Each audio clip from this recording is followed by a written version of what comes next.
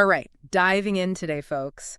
We're going deep, really deep, into something that, well, kind of touches everything about how we think and act in the world. We're talking about culture and how it intersects with cognitive science. I mean, culture, it shapes so much of what we believe and how we behave, right? It really does. And then you've got cognitive science trying to map out, like, the nuts and bolts of how our minds even work in the first place. It's a huge topic. Absolutely massive. So where do we even begin with this? Well, for this deep dive, we're using a fantastic resource, this really in-depth entry on culture and cognitive science from the Stanford Encyclopedia of Philosophy. It's a great overview. Really Yeah. gets into the core concepts and all the different angles people are taking. Yeah. And for our listeners, especially those of you who are philosophers, this deep dive, it's not just about listing facts, you know? Right. It's more about, like, unpacking those big philosophical questions that pop up when you start thinking about culture through the lens of cognitive science. Like, what does it really mean for our understanding of knowledge? Right. Or the mind?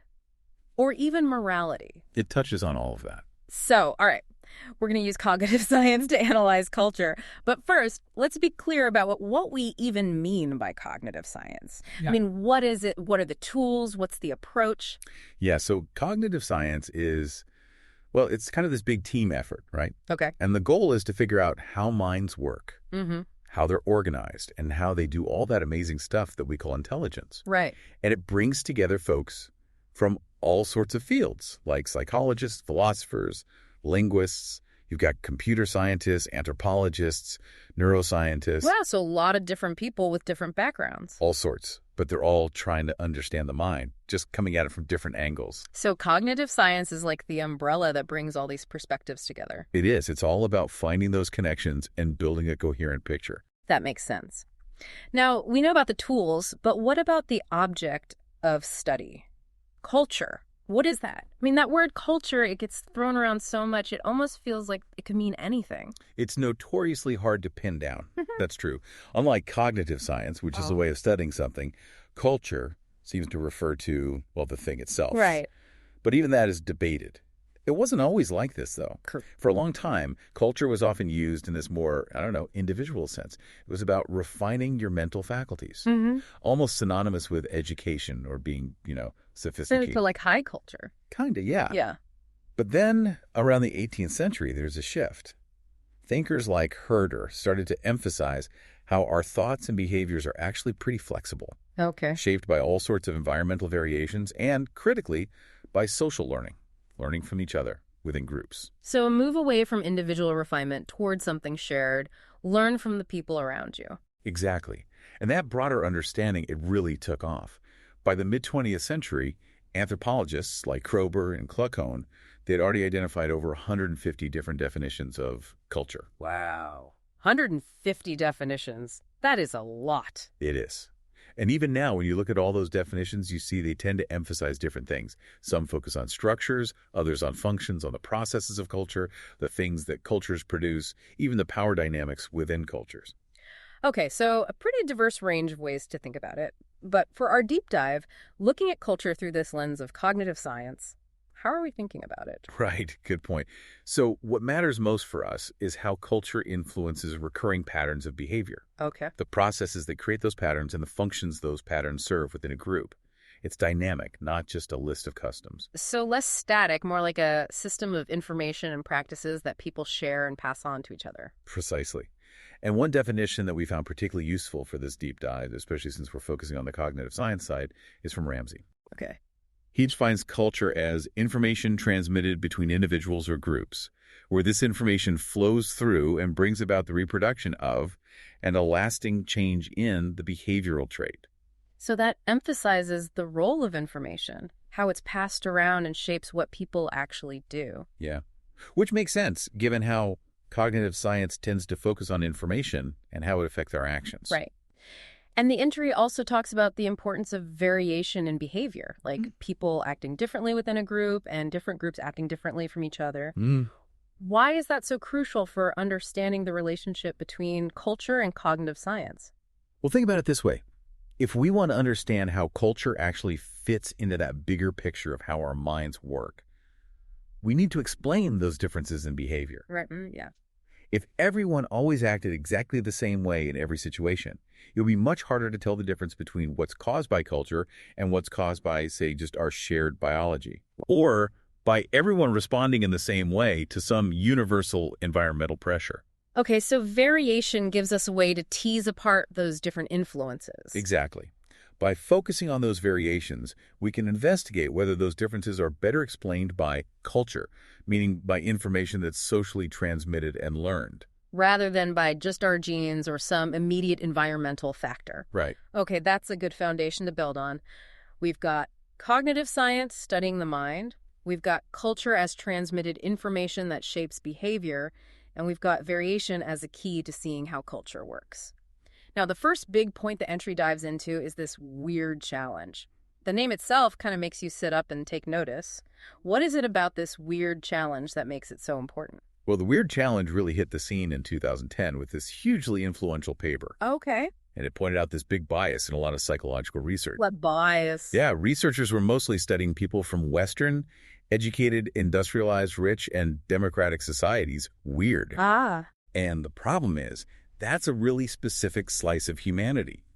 And from a global and historical perspective, it's pretty unusual. So are you saying that researchers were taking this very narrow, maybe even atypical sample of people and then generalizing their findings to the entire human species? That's exactly it. They were making these big claims about universal human psychology based on, well, a very limited group. Oh, wow. And that's where the challenge comes in. So it implies that culture might be shaping our minds much more than we initially thought. Exactly. Our thoughts, our motivations, our behavior. So culture is even more powerful than we realized. Potentially, yeah. Now, to be fair, this wasn't the first time people were raising these concerns. Anthropologists and cross-cultural psychologists, they'd been emphasizing cultural context for a long time. And folks working on cultural evolutions had been factoring culture in for decades. But the thing about this weird acronym, it just clicked.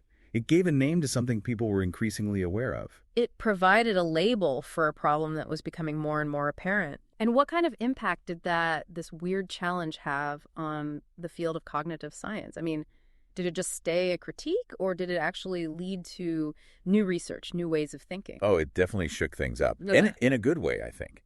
Once people really started taking that weird bias seriously, it created this urgency to figure out how much variation there actually is out there. Okay. And not just document the differences, but try to explain them. So not just saying, oh, this group does this differently, but trying to figure out why. Yeah.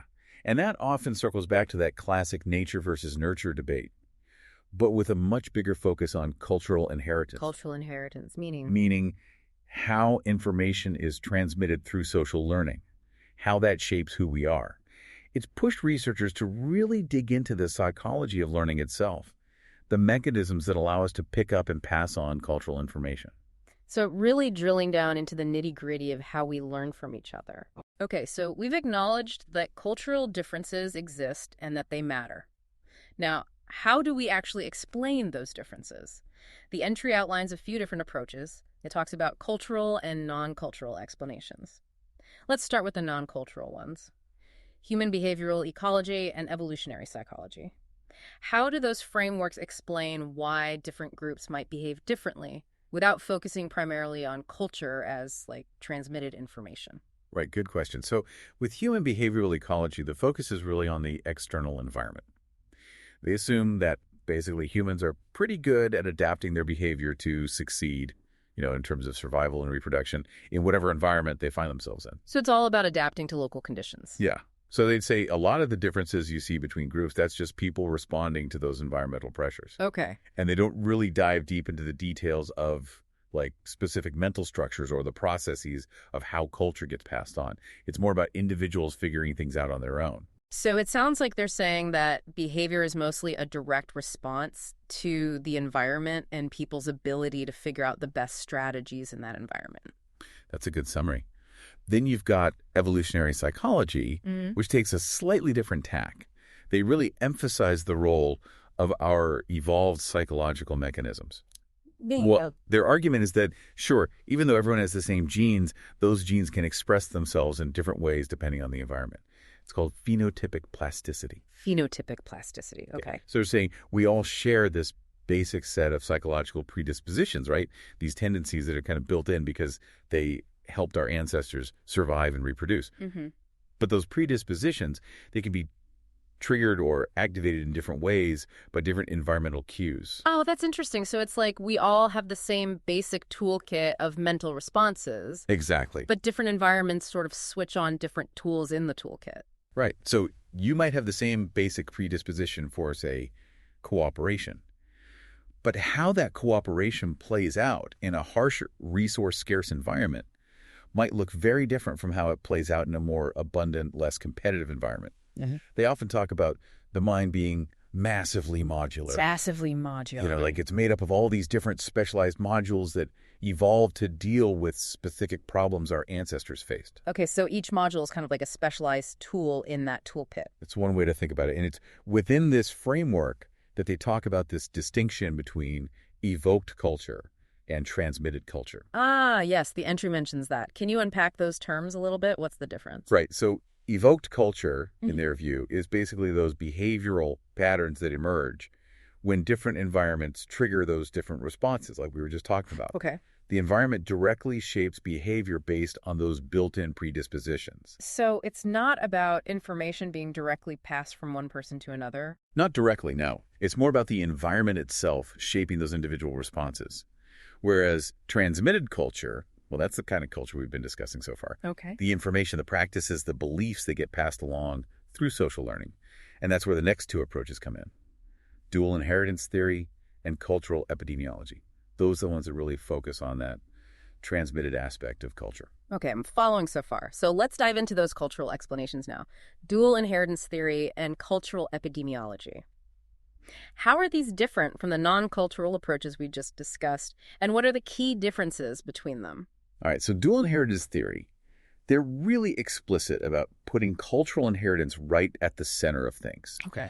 along with those psychological mechanisms that make social transmission possible. Okay. They're saying that we don't just inherit genes, we also inherit this rich body of cultural information. And that information, it dramatically shapes our behavior. So it's like a second inheritance system alongside our genes. Exactly. And they focus on the processes of how this cultural information gets passed down over generations and how that can lead to complex cultural adaptations.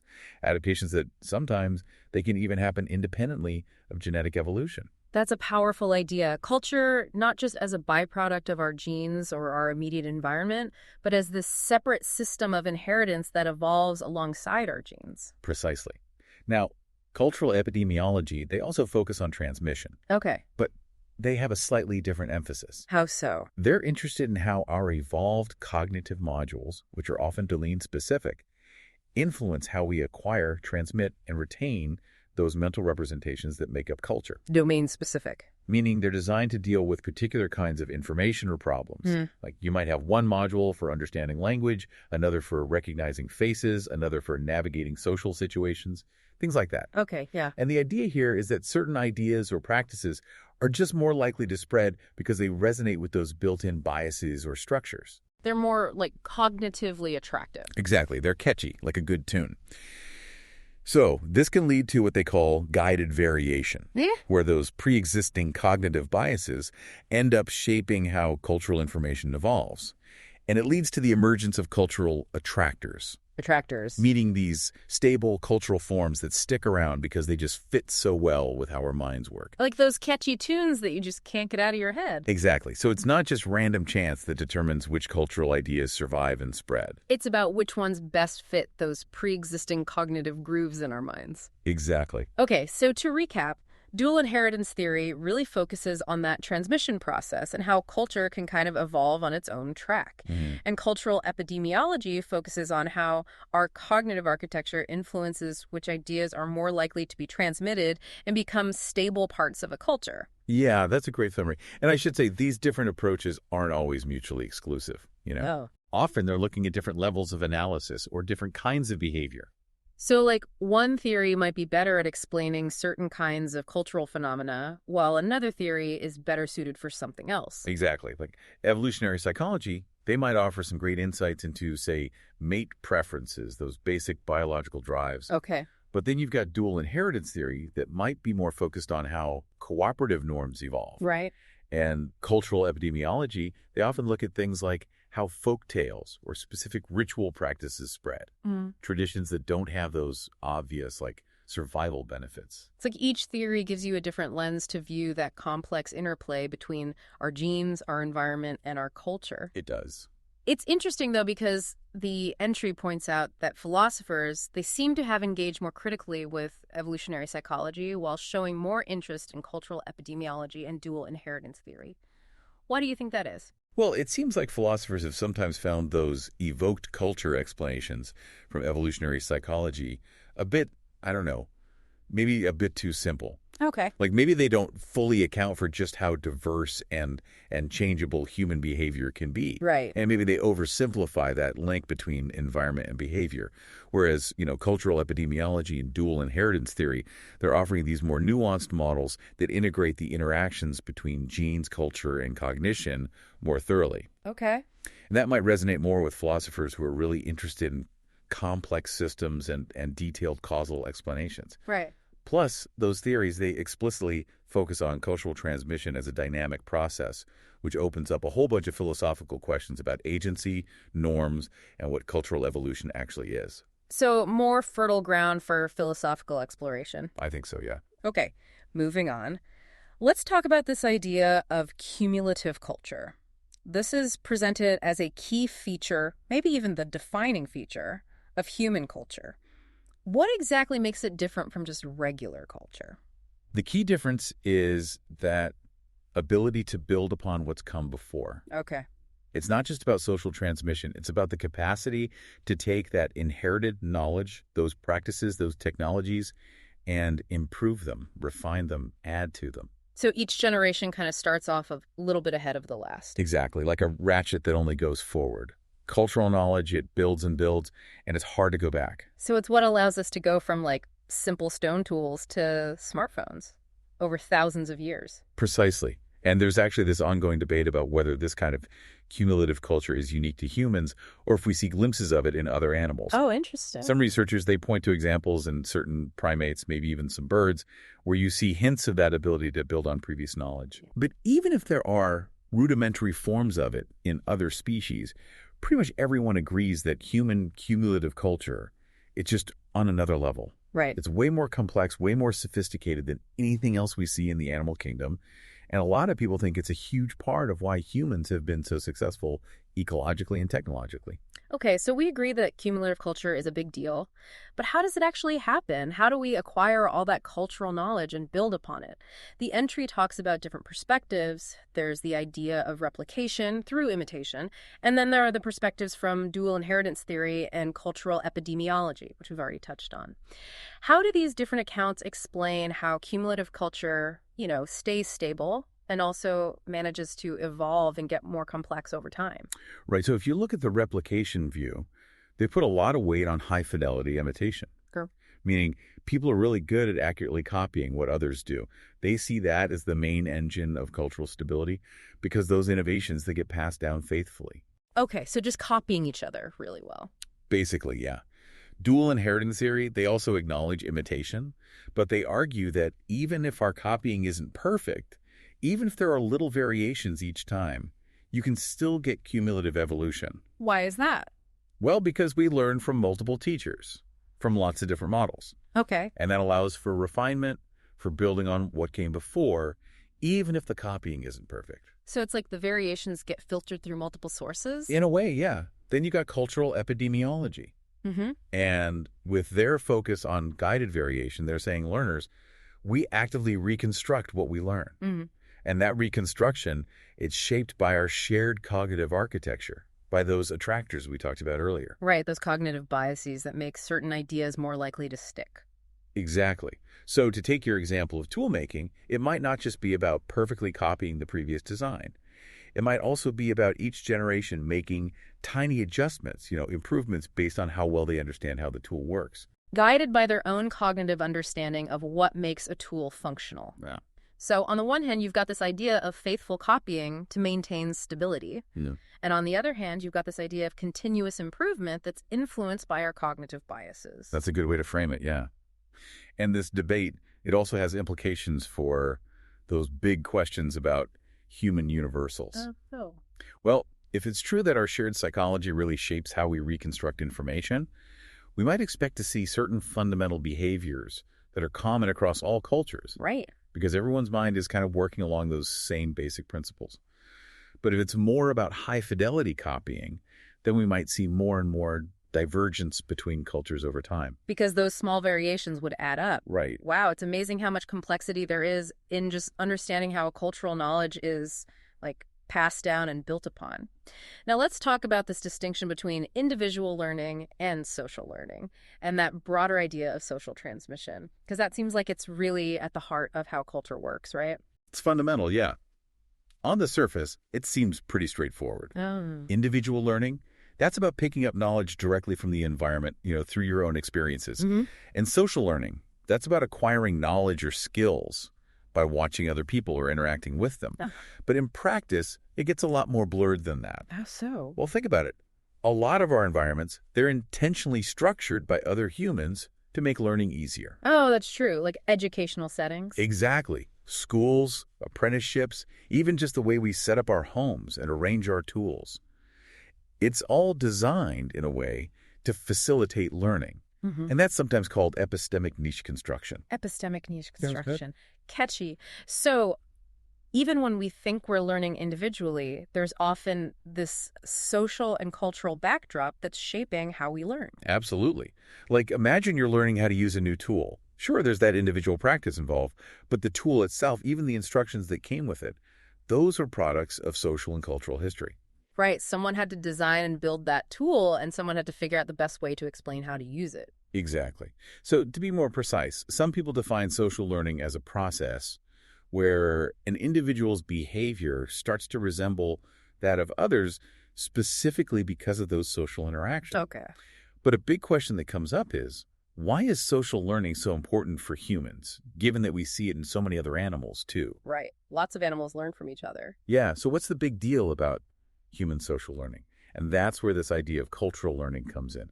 It's seen as this more complex form of social learning that might involve things like perspective taking, imitation of goals, and shared intentionality. All those things that are thought to be more highly developed in humans. Exactly. But honestly, all these definitions can get a bit messy. So to keep things simple, a lot of researchers just use the term social transmission. Okay. It's a more general, neutral term that encompasses both learning information from others and passing that information on, whether it's through teaching or other kinds of social interaction. So instead of getting bogged down in the specifics of individual learning versus social learning, we just focus on the flow of information within a social group. Right, that's the big picture. But then the really cool stuff happens when you start doing comparative research.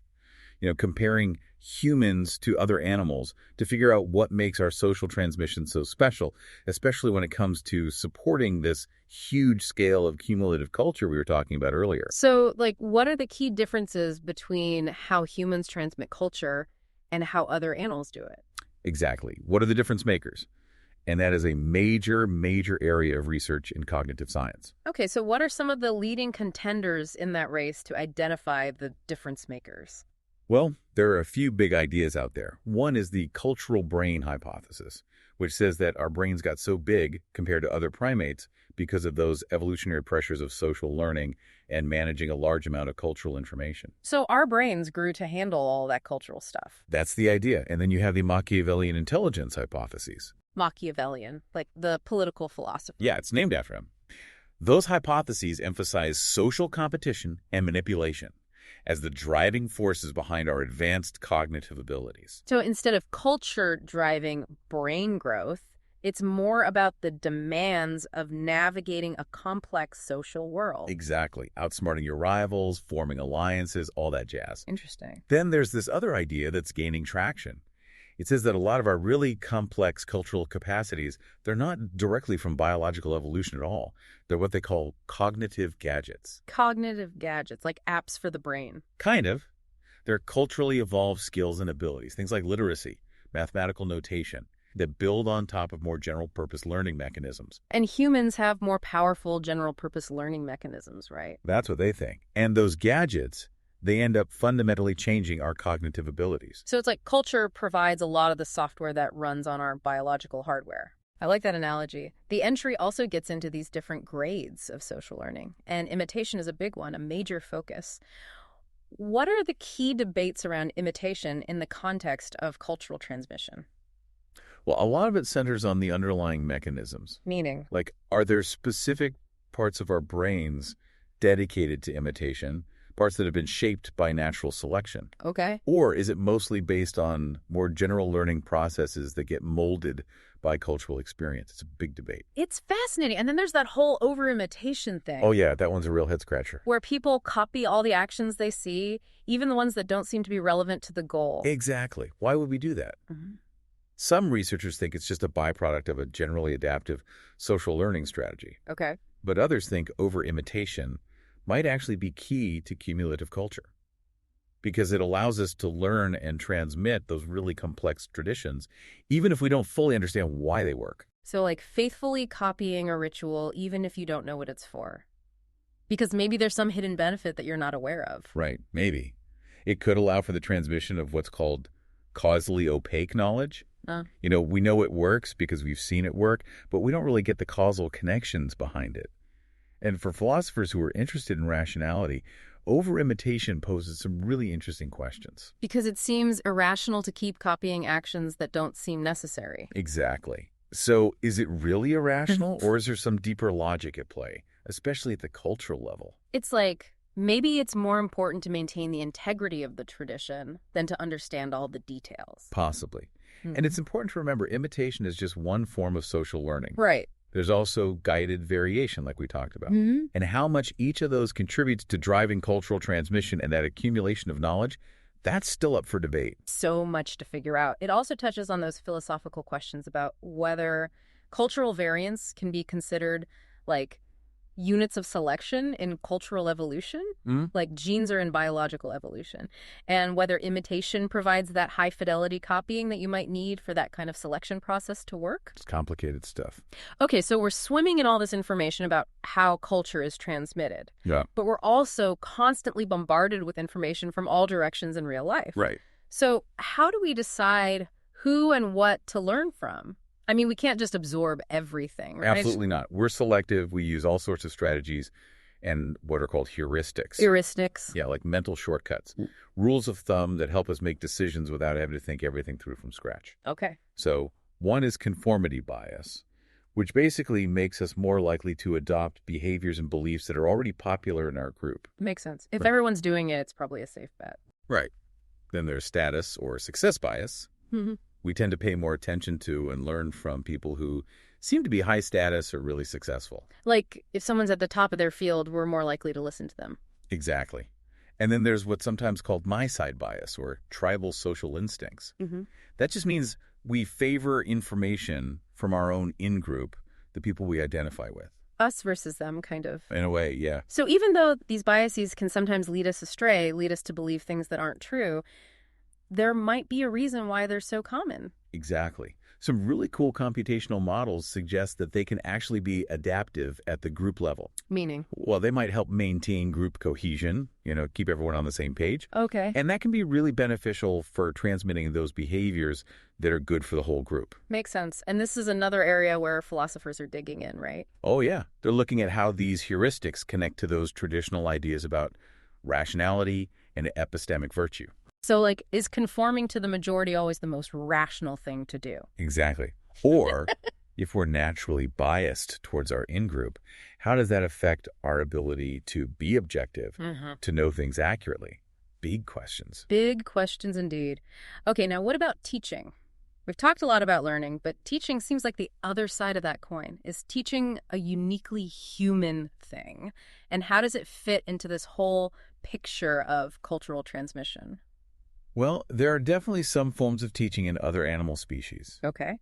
But human teaching, it seems to have some special features. Like what? Well, researchers talk about natural pedagogy, which is basically about using those really obvious cues to signal that you're about to teach someone something important, like pointing at something, making eye contact. Okay. That creates this expectation that you're about to learn something meaningful. Interesting. And then there's the